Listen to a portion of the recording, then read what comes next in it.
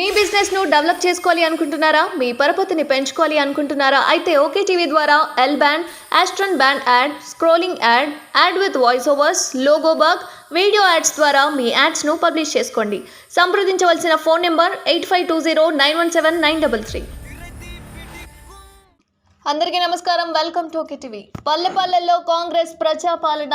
ముఖ్యమంత్రి రేవంత్ రెడ్డి ఆధ్వర్యంలో doctor BR Ambedkar Telangana సచివాలయంలో జిల్లా కలెక్టర్లు, పోలీస్ కమిషన్లు, ఎస్పీల సమావేశమయ్యారు. ముఖ్యమంత్రిగా పదవి బాధ్యతలు చేపట్టిన అనంతరం తొలిసారిగా జిల్లా కలెక్టర్లు, ఎస్పీలతో సమీక్ష నిర్వహించారు. ఈ సందర్భంగా 6 హామీల అమలుపై కలెక్టర్లకు సీఎం రేవంత్ రెడ్డి స్పష్టమైన ఆదేశాలు జారీ చేశారు. ప్రజా సమస్యల పరిష్కారానికి అత్యంత ప్రాముఖ్యతనిస్తున్న రాష్ట్ర ప్రభుత్వం ఇప్పటికే హైదరాబాద్లోని మహాత్మా జ్యోతిబా పూలే ప్రజాభవన్లో ప్రతి మంగళ శుక్రవారాల్లో ప్రజావాణి కార్యక్రమం నిర్వహిస్తున్న విషయం తెలిసిందే.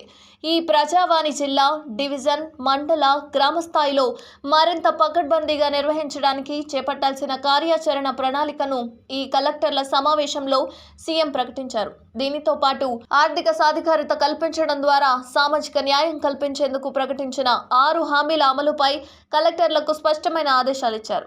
ఈ క్రమంలోనే డాక్టర్ బిఆర్ అంబేద్కర్ తెలంగాణ రాష్ట్ర సచివాలయంలో ఈ సమావేశాన్ని నిర్వహించారు. గత ప్రభుత్వ లోపాలను అరికట్టడంతో పాటు కాంగ్రెస్ ప్రభుత్వం ప్రకటించిన 100 రోజుల్లో 6 గ్యారంటీల అమలు పాలనా యంత్రాంగాన్ని గ్రామ స్థాయికి తీసుకొని పోయే ప్రజా పాలన కార్యక్రమాలపై ముఖ్యమంత్రి దిశానిర్దేశం చేశారు. తొలి సమావేశంలోనే కలెక్టర్లు, ఎస్పీలకు వార్నింగ్ ఇచ్చారు సీఎం రేవంత్ రెడ్డి.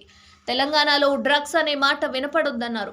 డ్రగ్స్ వల్ల తెలంగాణకు పంజాబ్ గతే పట్టేలా ఉందని, అధికారులు అలసత్వం ప్రదర్శిస్తే ఉపేక్షించేదే లేదని, ఇష్టం లేని వాళ్లు బాధ్యతల నుంచి తప్పుకోవచ్చని స్పష్టం చేశారు. అలాగే భూ కబ్జాదారులు, నకిలీ విత్తనాల విక్రయాలపై ఉక్కుపాదం మోపాలని అధికారులను ఆదేశించారు సీఎం రేవంత్ రెడ్డి. డిసెంబర్ 28 నుండి జనవరి 6వ తేదీ వరకు ప్రజాపాలన నిర్వహిస్తున్నట్లు ముఖ్యమంత్రి తెలిపారు. రాష్ట్రంలోని అన్ని గ్రామాలు, మున్సిపల్ వార్డులలో సభలు నిర్వహించాలని అధికారులను ఆదేశించారు. ఉదయం 9 గంటల నుండి మధ్యాహ్నం 2 గంటల వరకు, తిరిగి మధ్యాహ్నం 2 గంటల నుంచి సాయంత్రం 5 గంటల వరకు ప్రజాపాలన సభలు ఏర్పాటు చేయాలని జిల్లా కలెక్టర్లు సీఎం ఆదేశించారు.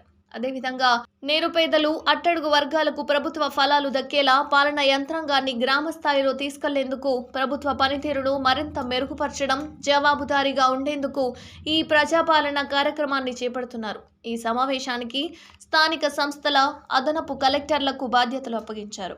డిసెంబర్ 28వ తేదీ నుండి 2024 జనవరి 6వ తేదీ వరకు సెలవు రోజులు మినహాయించి మొత్తం 8 రోజుల పాటు ఈ ప్రజాపాలన గ్రామ సభలు నిర్వహిస్తారు.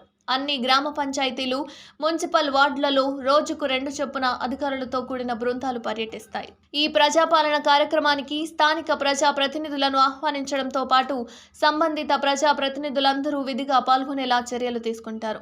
ఈ గ్రామ సభల్లో వచ్చిన ప్రతి దరఖాస్తును ప్రత్యేకంగా పరిశీలించడానికి ఒక్కోదానికి ఒక్కొక్క ప్రత్యేకమైన నెంబర్ ఇవ్వడంతో పాటు వాటిని కంప్యూటరైజ్డ్ చేస్తారు. సచివాలయంలో జరిగిన ఈ కలెక్టర్లు, ఎస్పీల సమావేశంలో ఉప ముఖ్యమంత్రి మల్లు భట్టి విక్రమార్కతో పాటు మంత్రులు, వివిధ శాఖల కార్యదర్శులు, సంబంధిత అధికారులు పాల్గొన్నారు.